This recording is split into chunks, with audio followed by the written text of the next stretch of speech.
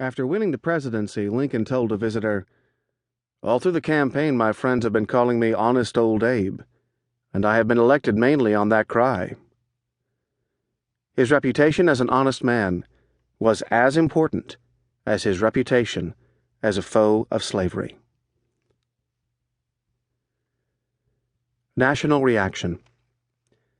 As word of Lincoln's nomination spread throughout the North, jubilant Republicans set off fireworks, rang bells, ignited bonfires, illuminated buildings, erected rail fences, paraded by torchlight, cheered speakers, and fired cannons with the same high spirits that had characterized the boisterously successful Harrison campaign of 1840. An Illinois delegate freshly returned from the Chicago Convention predicted accurately that the coming campaign will not be a whit behind that of 1840 in point of enthusiasm.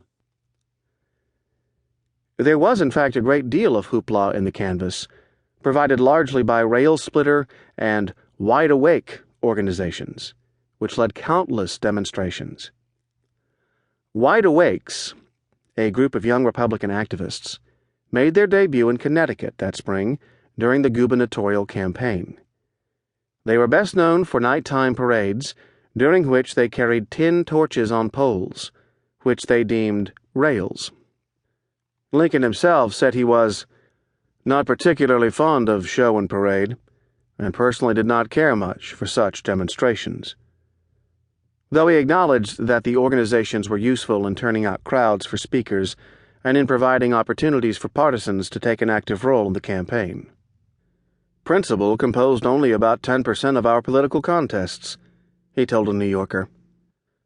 Sharing Lincoln's aversion to hoopla was New York attorney George Templeton Strong, who eventually voted for Lincoln, though not enthusiastically. A month after the convention, he confided to his diary, "I am tired of this shameless claptrap.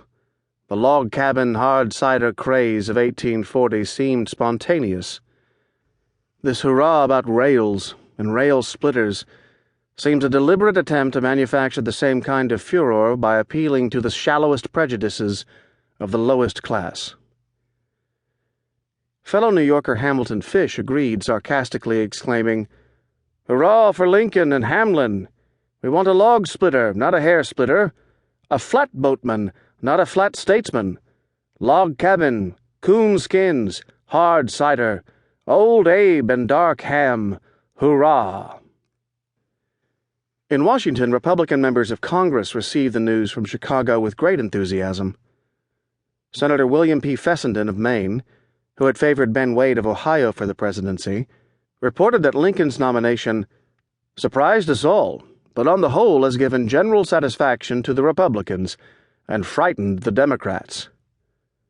Wade himself said, "We are all safe if old Abe is on the track." A representative from Wade's state was reminded of a traveler in the Southwest who once asked a black man how distant a certain town was. "Well, sir," came the answer, "with an ordinary hoss, it am about 16 mile. With a right smart nag, it'll be about 8 mile. But with Massa Jim's hoss, you there now." Said the congressman, "So with Seward we should have had a hard road to travel. With Ben Wade, we should have been pretty sure of winning the race, having no dead weights. But with honest old Abe, we're there now." Congressman Charles Francis Adams, who thought Seward deserved the nomination, expressed reservations about Lincoln.